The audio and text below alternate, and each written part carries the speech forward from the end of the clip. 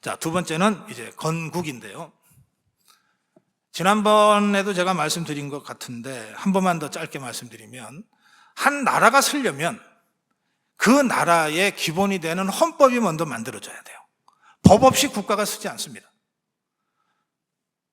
그래서 이 헌법을 먼저 만들려면 헌법을 만들 국민 대표가 선출이 돼야 돼요. 그래서 대한민국 건국의 직접적인 역사는 1948년 5월 10일 총선거입니다. 이 총선거를 통해서 헌법을 제정할 수 있는 권한을 가진 국회를 구성하게 되는 거예요. 그게 제헌의회입니다. 헌법을 제정한다는 뜻의 제헌의회입니다. 그러니까 1948년 5월 10날 제헌의회를 구성하기 위한 총선거를 실시했어요.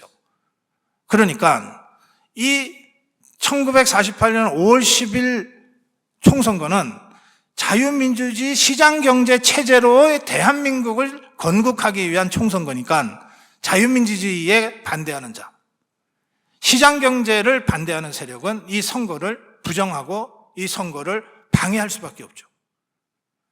그러니까 김일성 세력과 박헌영 세력은 결사적으로 이 50단선을 반대하게 됩니다.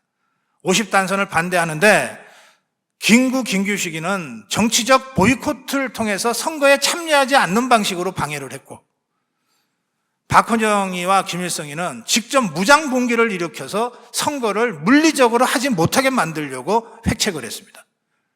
그 첫 출발이 4.3 사태입니다. 제주도 4.3 사건은 그렇게 해서 발생한 겁니다.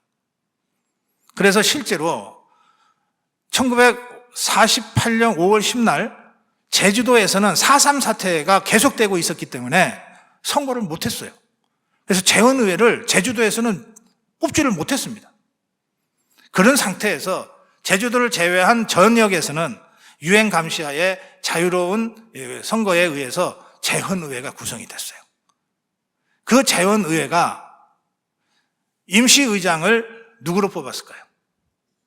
이승만을 뽑습니다. 그리고 이승만이 주도해서 지금의 대한민국 헌법을 제정합니다. 지금의 대한민국 헌법은 바로 그 헌법이에요. 9차례에 걸쳐서 개정은 했지만 그 골격은 바로 그때 만들어진 겁니다. 누가 만들었어요? 이승만이 주도한 제헌의회 의원들이 만들었어요. 그래서 이것을 대한민국의 기본 질서로 선포한 날이 바로 내일입니다. 7월 17일. 제헌절입니다. 이렇게 해서 헌법이 선포가 되니까 그 헌법에 의거해서 정부를 구성할 수 있게 된 겁니다. 그렇게 해서 구성된 정부의 초대 대통령이 이승만이 초대가 된 거예요. 그래서 1948년 5월 10일 총선거, 1948년 7월 17일 헌법 제정 공포, 그리고 1948년 8월 15일 대한민국 건국, 이 역사가 대한민국 건국의 직접적 역사입니다.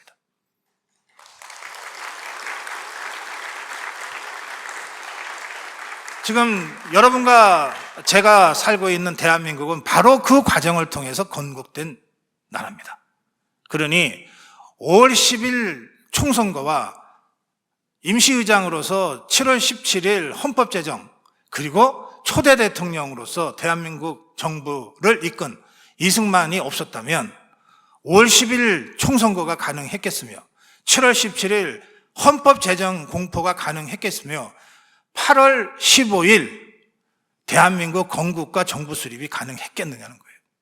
그래서 이승만 없이는 대한민국 없다는 것이 역사적 사실이라는 겁니다.